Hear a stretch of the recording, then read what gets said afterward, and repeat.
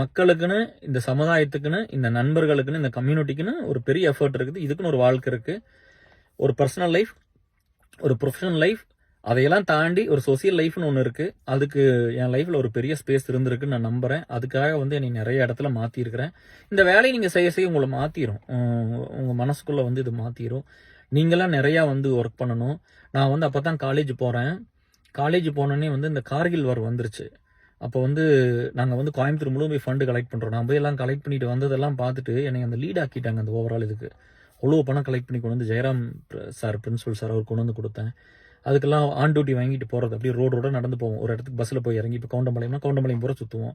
துடியலூர், வெள்ளக்கிணறு இந்த மாதிரி எல்லாம் சுத்தி அந்த பக்கம் மேட்டுப்பாளையம் அந்த மாதிரி அப்படியெல்லாம் போறது. ரொம்ப தூரம் போய் அப்படியெல்லாம் ஃபண்ட் எல்லாம் கலெக்ட் பண்ணி கொடுத்துருக்குறோம். அப்போ அந்த மாதிரி போயிட்டு வந்தால் அப்புறம் பார்த்தா இங்கே அட்டெண்டன்ஸ் போயிடும், அசைன்மெண்ட் போயிடும், இந்த மாதிரிலாம் நிறைய இருக்குது. ஒன்று நல்லது பண்ணணும், இழந்து தான் பண்ண முடியும். அந்த ஒரு விஷயம் நம்மளுக்கு தெளிவாக இருக்கணும்.